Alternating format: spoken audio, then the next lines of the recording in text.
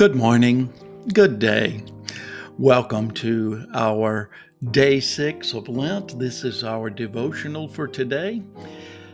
The guide is, of course, written by Kate Bowler. I'm John Fairless. I'm narrating. I'm the pastor of Venice United Church of Christ. Today, we're thinking about the theme for beginnings and endings. When you think about it, there are lots of beginnings and endings in life. In her book, The Lives We Actually Have, which is the larger resource book for our Lent studies, Kate writes this prayer, this meditation. This life is made up of so many beginnings and so many endings. We start new jobs and we leave old ones. We move to new cities and leave our childhood hobbies in our parents' basements. We become new people slowly. Friends and relationships come and go. Dreams blossom and then they wither. And we find ourselves here once again at the precipice of change, afraid to let go and afraid of what will happen if we don't.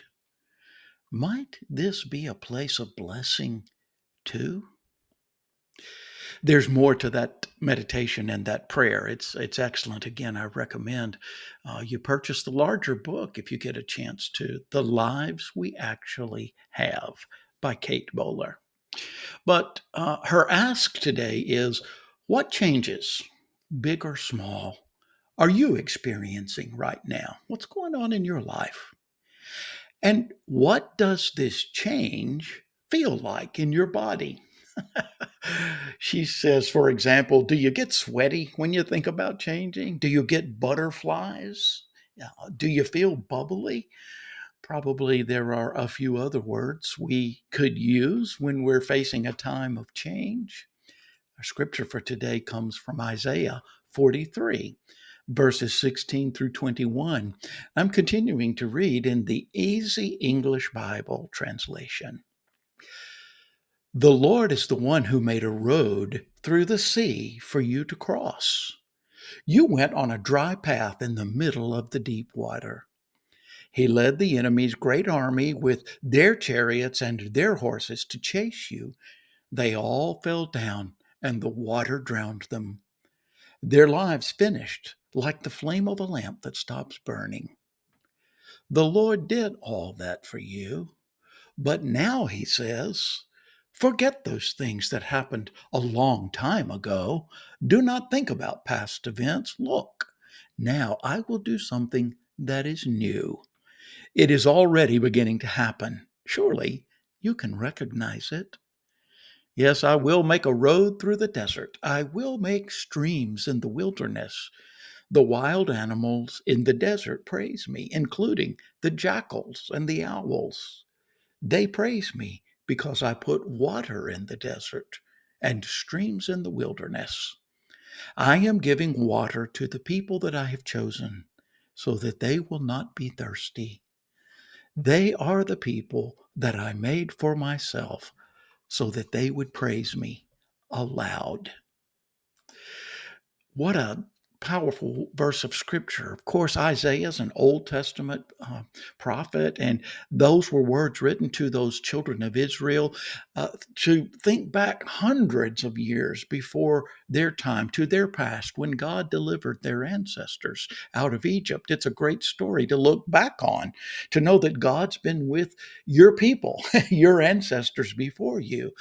But at the same time, God says we can't live in the past. I'm also working in the future. And I love that image of streams in the desert. God puts water into dry places. God takes care of animals. God takes care of the creation. And God takes care of us. And so, would we come upon a time of change? It's okay if we need to let go of some things where we are and move forward into the present where God is. Kate suggests today that you make your own ritual to say goodbye to what you're leaving behind. Throw a party or a ceremony to honor for what was. Maybe that's the end of a relationship. Maybe it's time of retirement. Maybe it's realizing your body has changed. Light a candle, buy a flower, choose a color to represent what you're leaving behind, and throw it in the river.